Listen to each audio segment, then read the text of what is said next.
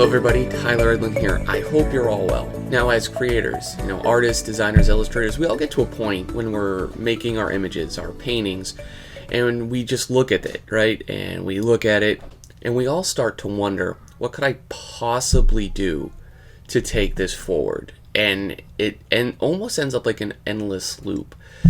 So today what I put together a checklist and we're going to go over it, and it's something that you could utilize to help finalize and get your image to that finished state that you know you're striving for.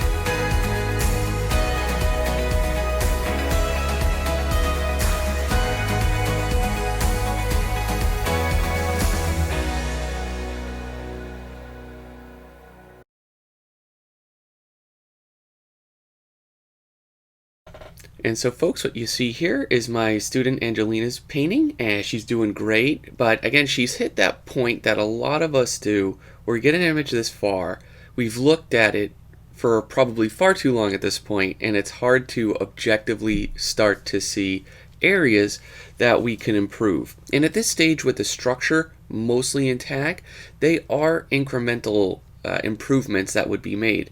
Some of them would be larger, of course, than others, but it can be a fairly difficult challenge when we're attached to our own images. So what I just did this week, I whipped up this checklist, right? We can see here, and it's just a way we can kind of go over and evaluate our images to double check everything. Make sure you're not missing something small or overlooking something more basic. Because a lot of my students, and myself included, we know these fundamentals. We know what often needs to be done, particularly during the process. Maybe it's during an isolated scenario. And it is often just a matter of just simply overlooking them, being a little far too invested or having our eyes too glued to one image for too long.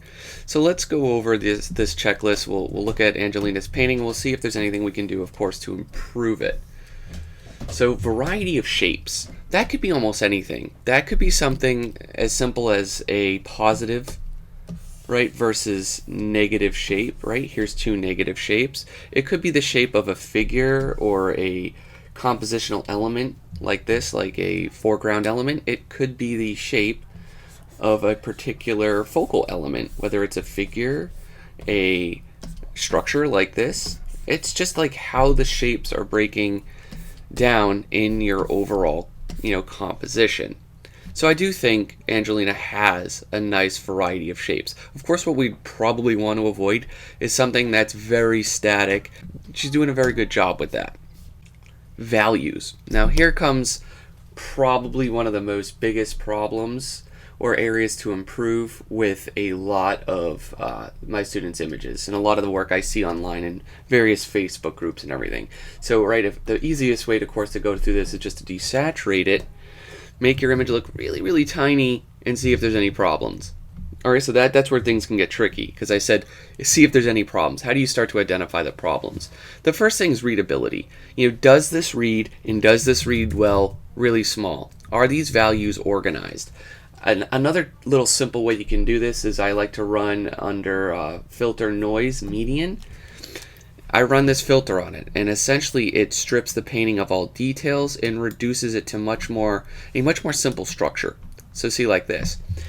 And that's where I can start to see some of the first problems, because we know in this structure, based off the shapes, that this should be a very clear window of negative or positive space. So to get this to read, this is going to need that shape in order to kind of structurally work a little bit better. Whether it's darker, whether it's lighter, whether it's less contrast, either way, there is not a very clearly defined edge right here that's structurally holding up. It kind of just gets a lot more flat here. And so that's a bit of a deal. Of course, the major thing you want to see is probably around the focal point. is it light on dark or dark on light? Well, if we examine this rather closely, we can see it's kind of dark on dark and light, right? This is the shape of the structure. It's dark on dark and light on light. So we can probably improve that as well. Maybe we take a darker value, like over here. See, imagine if we sculpted out the shape of that building with these softer tree shapes over here, and we lightened up with a little bit more atmosphere on this side. See, this overall shape will start to be pronounced a heck of a lot more. So we're going to work on that. So yeah, there is a few, I'd say, minor value problems. We also could see here there's a cliff. We know there's a cliff here, and we can't clearly just see that distance and that overall shape, so we have to adjust the values right in this area as well. So right now we've made a note. We could just fix that immediately, or we could just make some sort of indication on this that yeah, we need to go back and adjust values. Perspective. I'm not going to go laboriously draw a grid through this. I see nothing that offends me personally with the perspective. I'm going to give that a pass. Scale and proportions. Now for this particular image, that would come down to the relative scale of the architecture and the scenes. Meaning, are the doors, the windows, the overall ground structures fairly consistent to a human scale? So right, if we really did look at that and we say, okay, maybe the typical person is this size, is that scale something consistent throughout? And I'd say yeah, like I see a lot of, this is a big one for a lot of the students in my architecture course, is they'll have windows of massive sizes, or it just gets out of proportion very quickly. And one easy way to do this, no matter what your image or subject is to drop certain markers like this to indicate the size of a figure. Simply just move it around and compare to see, is that consistent, throughout. And yes, that is here in this case. And so next up is contrasts. This can mean a number of different things. It can be as simple as like the lighting we talked about, having dark on light, light on dark. It could be complex versus simple. It could be big versus small. And I think overall, this scene does have pretty good areas of contrast. Contrast is a difference, right? And that's what naturally the human eye is drawn to. And that's why we like to have contrasts in a picture.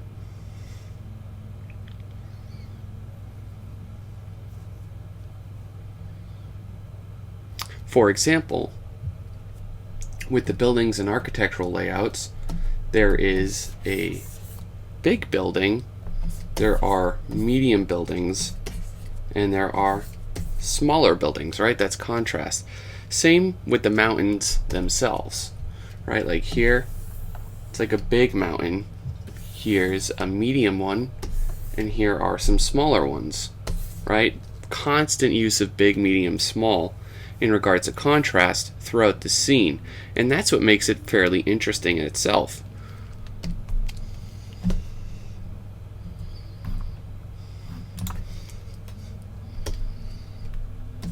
Anatomy, that's not going to pertain to this image, so we don't need to go over that. Let's look at tangents, right? Tangents is when we have edges touching and just like awkward little alignments for the image. I don't think there's anything major, nothing that I'd red flag. You may consider this line here a slight one, having that meet there, meet out like that. Like maybe it would be a little more efficient to have like a separation of that line, having the water kind of come out like there, giving it that little space. This and that line kind of touch a little bit, see, but they're very small nuances. They're nothing I consider major. Like this building here, right, is adequately overlapping that building. This building here adequately overlapping this, and so on and so forth. So I don't see any major tangent issues that I would consider addressing immediately. Clear readability and focal points. So that means essentially, right, if we just open the image up, we want to instantly know what this image is about. And I think without a doubt, and you guys can tell me if I'm wrong on this one, I think the image is about this compound, this castle, this sort of structure, this serene sort of shrine, sort of fortress in these mountains. And I don't think the story is about that mountain, or I don't think the story is about these roaming fields or that waterfall even. I think it's about this as a structure, as a place. And I think that's just very clear, throughout the design of this picture. So right, that's a very good question to ask yourself when you look back and you're reflecting on your image. What is this image is about, and did I clearly hit that mark? Edge control. All right, so we know there are soft edges, we know there are lost edges, we know there are hard edges, and of course a few in between. I think that's one of the first major ones that I would totally address here. So if we look at this up close, right, there's a lot of like ghosting going on, and that can be from repeated selections, it can be from quick brush making. A lot of little edges get a little too lost and hazy in here. You'll see that particularly in here. See, like it's just a little too loose and a little too sloppy, and I'll call it that.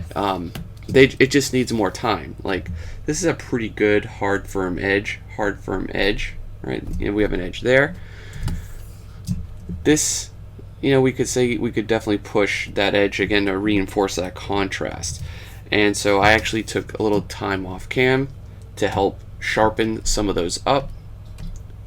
See the difference in some of those places with like the edges, particularly like around here and in here, right? It's just solidifying a lot of those structures. And I could, again, I could fix edges and the value problem all in one go, right? If I'm just selecting, for example, a little shape like this, right, grab behind the shadow side of that structure, and if I need to just lighten, right, all of that ever so slightly, I can just do that, and that will essentially give me a nice sharp edge here.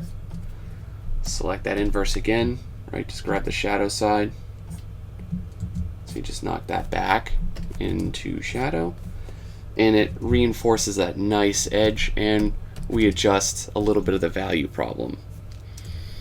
So there's a lot of little things you could definitely do, where Angelina could do at this level, in my opinion, to help strengthen some of that. So again, a major one would be, in fact, right here, I would definitely start taking, colors and cues from the shadow side, right, of this mountain, and I would just, definitely darken them into shadow, and then maybe not at all even use any highlights over here. You could, I don't think it's a deal breaker, but I would definitely work on the painting and the structuring, of essentially these edges first, and then if you're going to use texture, you can come and paint the texture into these shapes, or use photo, elements like this into these shapes, right?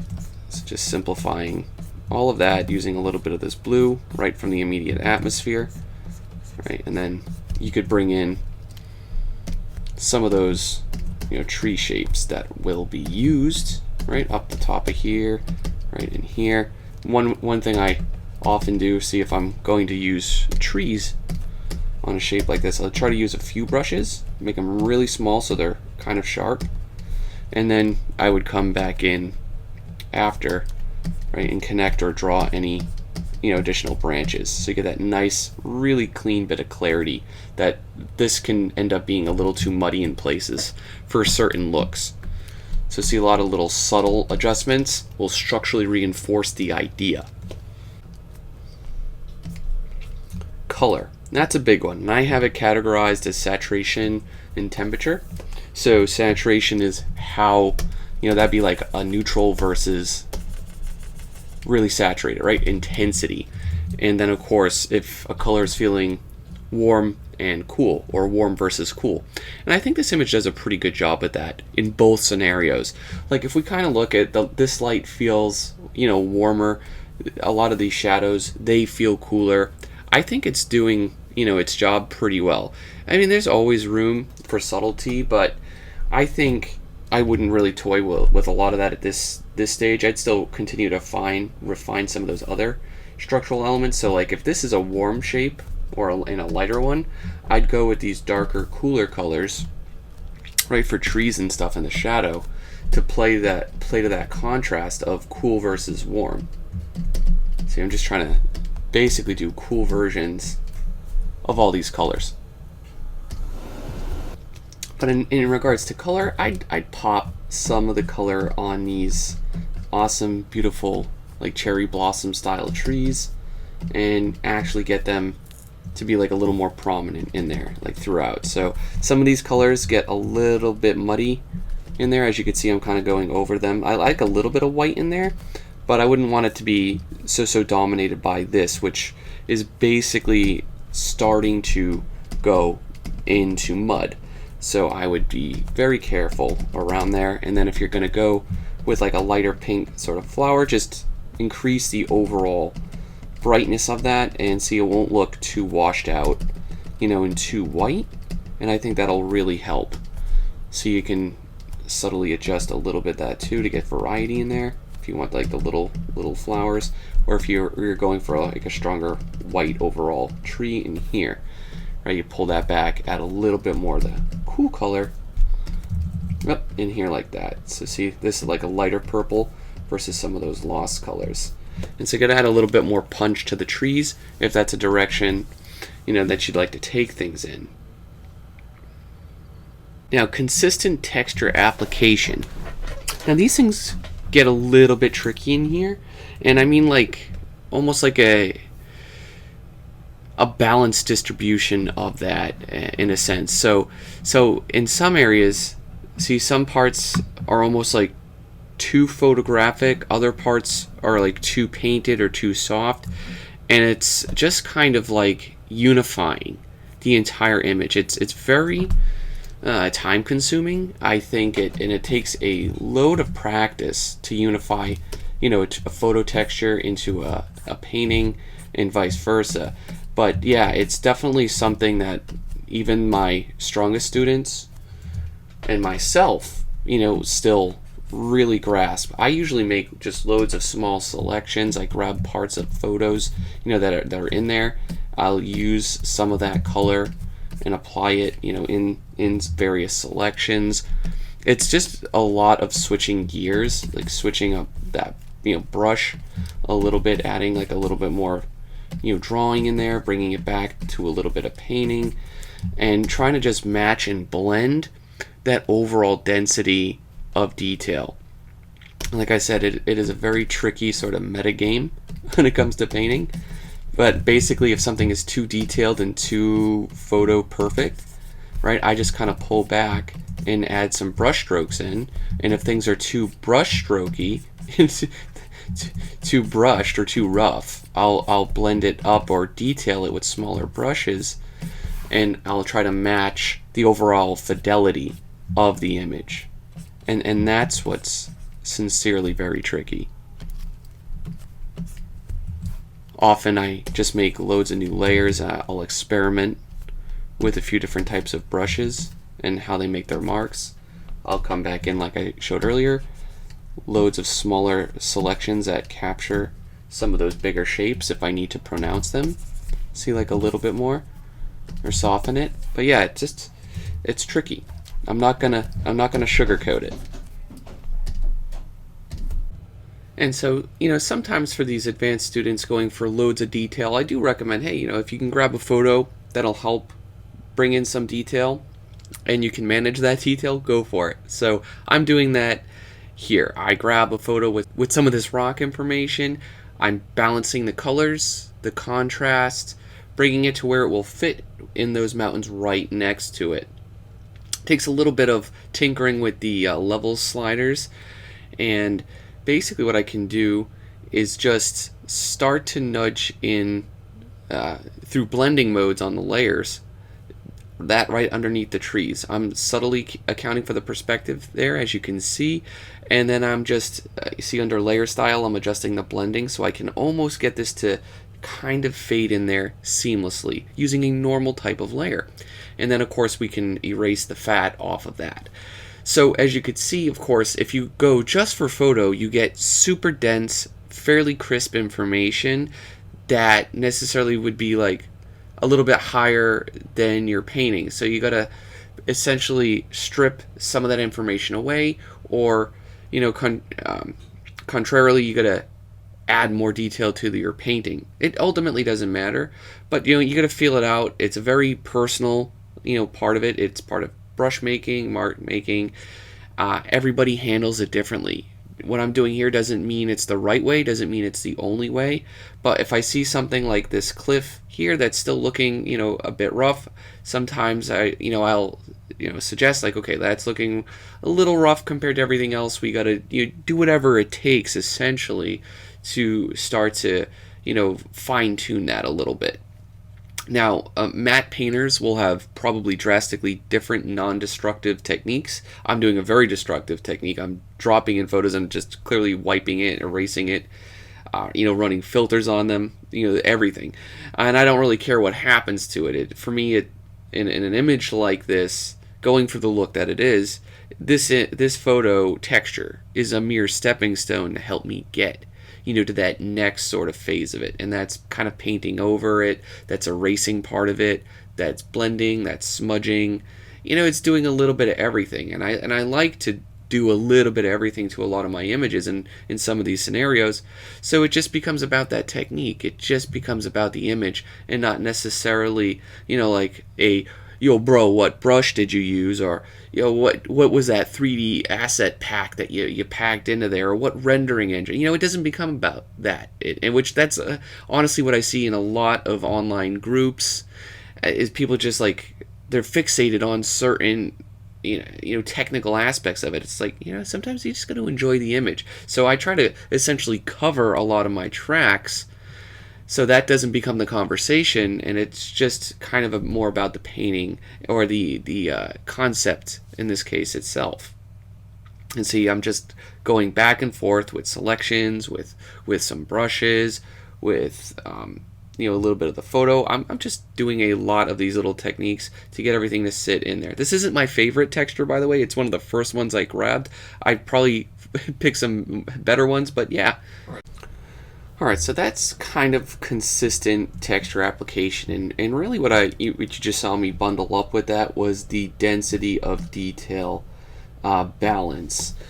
Meaning, like, we don't want super high amounts of detail in and around the important focal areas, and we're balancing complex areas against simple areas. That's usually how to do it. So see, like, this is in the foreground, it's complex, we separate it out, we make a barrier of simplicity around that. And that's kind of what we'll cover that. Now, movement and flow. This is just compositional 101 sort of stuff. So basically we have nice movement and lines coming down there. We have some nice compositional framing there, as well as right there. All lines move where they need to.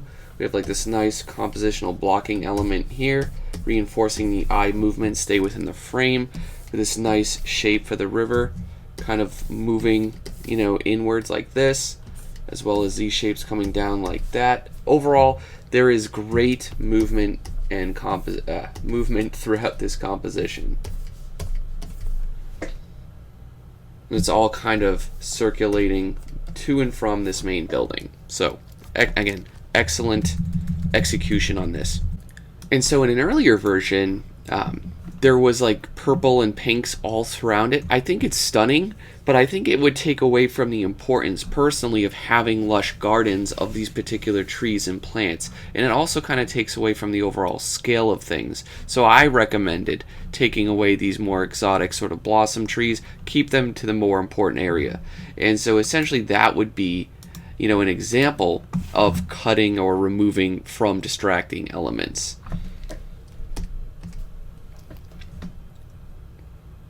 Remember, if you can essentially remove certain parts of your picture without changing the overall message, then often it's not the worst idea. So rhythms are varied. Now that, I think, this image is doing a pretty good job doing, right? Like we have like a nice big thick, chunky rhythm here, or shape. We have a smaller sandwich one there. Again, a nice bigger one here. It's constantly changing beats, which I think is great. There is a lot of vertical lines, right? And there's a lot of diagonal and horizontal ones as well, flowing throughout this. So I do think it manages that, rather well. And lastly, adjust any overly static elements. Again, not so much a problem with this image. I think, it's kind of where it needs to be in a lot of that regard.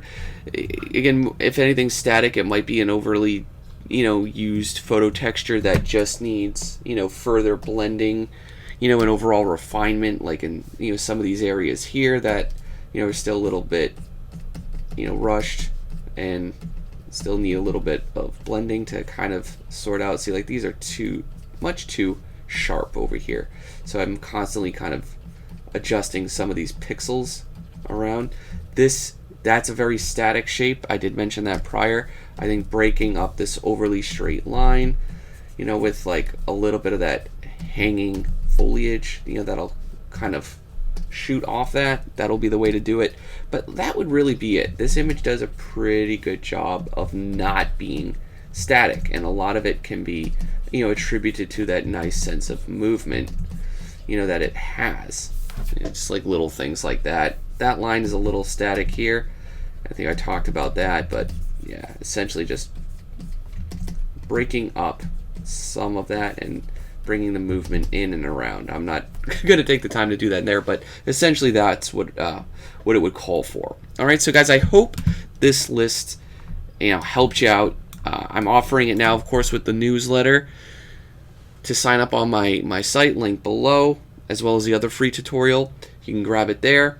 I'm emailing it out to any existing subscribers. But yeah, you guys take care. The next video I want to cover is some basic kind of portfolio tips. Let me know in the questions below, of course, if you have any or topics in regards to portfolios that you may have. I'll be sure to get to them. Do take care.